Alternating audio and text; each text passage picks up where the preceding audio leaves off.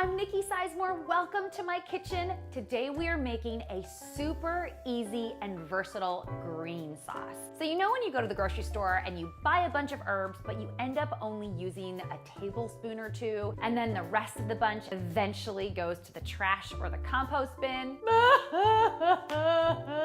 Not anymore. This green sauce is really more of a technique than it is a strict recipe, and you can adapt it according to what you have on hand. I probably make a version of this at least once a week. We use this green sauce over meats and fish. I love to drizzle it over grain bowls. We even toss it with pasta. So the technique is much like making a pesto, but you can kind of add in and subtract according to what you have. So you can make a classic pesto flavor, or how about an Italian salsa verde, or a chimichurri, or a tremula. So I'm gonna show you all these different variations. I hope that you never have to throw away another bunch of herbs, so stick around.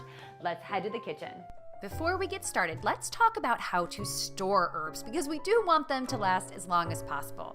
Now, for hardier herbs like cilantro and parsley, I wash them right when I get home from the market in cold water. If they are really gritty, you can soak them and let that grit fall to the bottom of the bowl. Otherwise, just give them a really good rinse. Next, I spread the herbs out onto a clean kitchen towel and I let them air dry. You want to let them dry almost completely. You can put away the groceries or do whatever you need to do. Just leave them alone. Once they are mostly dry, I transfer them to paper towels. The paper towels are going to whisk away any lingering liquid so that you don't end up with slimy herbs. Ew! Now just roll the herbs lightly and then pack them into a reusable bag. I use these green vegetable bags, which I will link to in the blog post. So pop the herbs into the bag. You don't want to seal it. You want a little bit of air circulation, and these just go in the vegetable drawer of the fridge. Now for more delicate herbs like basil and mint, I prefer not to wash them because they get slimy really fast. Instead, I just wrap them in dry paper towels and then store them much like I do the other herbs. For basil, you can also store it like a bouquet of flowers in a jar with a little bit of water at room temperature. That will actually give you the longest shelf life. If you're going to use it within a couple of days, store it in the fridge. Now for hardy herbs like rosemary and thyme, you can store them much like you do the other herbs. Wrap them in slightly damp paper towels and then store them in bags. But to be honest, I usually just store them right in the plastic containers they come in. They just won't last quite as long. Now it's time to make some green sauce. First, we have to have garlic. You can use 1 or 2 cloves. Second, nuts or seeds. These are going to thicken the sauce and provide richness. So you could use pine nuts, pumpkin seeds, walnuts, even pistachios or almonds. Third, you have to have some leafy green herbs. So you could use parsley or cilantro, basil, or mint, or you can do a mix of any of these 4. Fourth, we have to have some acid. And this can come in the form of citrus juice like lemon juice or lime juice, or vinegar such as red wine vinegar or sherry vinegar. Fifth, you've got to have some seasonings. So always salt and pepper, but you could add in other spices as well. And last but not least, olive oil. You need some olive oil to turn all of these ingredients into a sauce. Speaking of which, it is time to make the green sauce. So start up the food processor and add 1 to 2 garlic cloves, depending on how spicy you like it or how many herbs you have. Give the sides a scrape, and then it's time to add the herbs. You want to add a handful or 2 or 3 of those fresh herbs. For parsley and cilantro, you can use those tender upper stems, but use only the leaves of the basil and the mint. Next, we have the seeds or nuts. I prefer to toast them for more flavor, and be generous with them as they are going to give the sauce its richness and its body. It is time to season things up with salt and pepper as always, but you could also use spices like red pepper flakes or ground cumin or coriander. This is your time to get creative.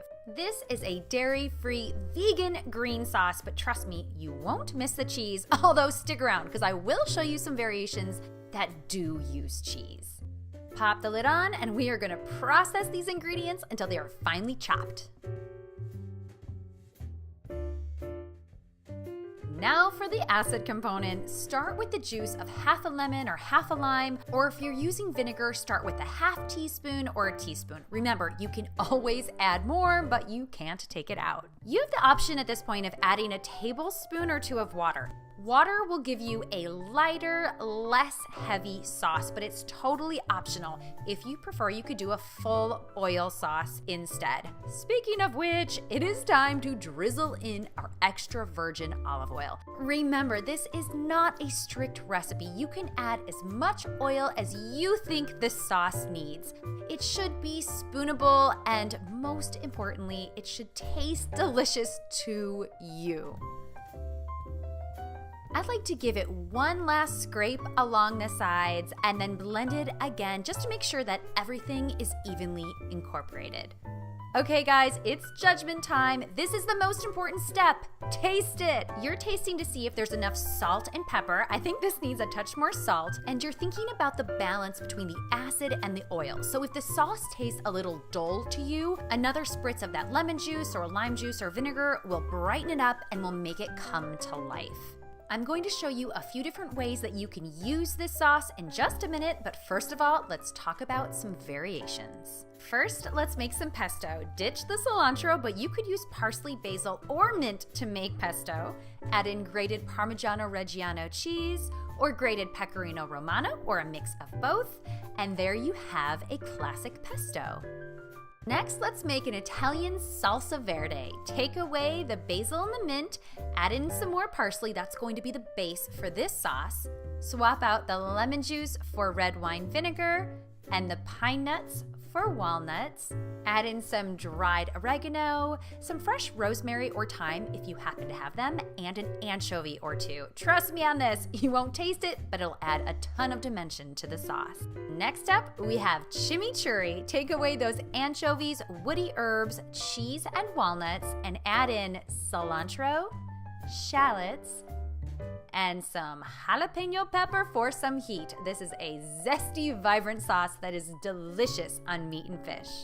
Next, let's make chermoula. Take away that oregano, those shallots, jalapeno peppers, and vinegar, and add in lemon juice, red pepper flakes, and some ground cumin. This North African sauce is traditionally used on fish. It's also fabulous on roasted vegetables.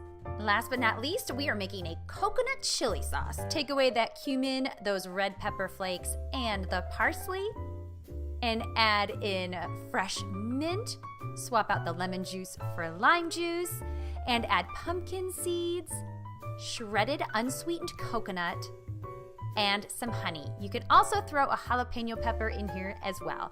This is one of my favorites over, well, everything. I could even eat it with a spoon. You can serve the classic green sauce or any of the variations over roasted or grilled meats or fish.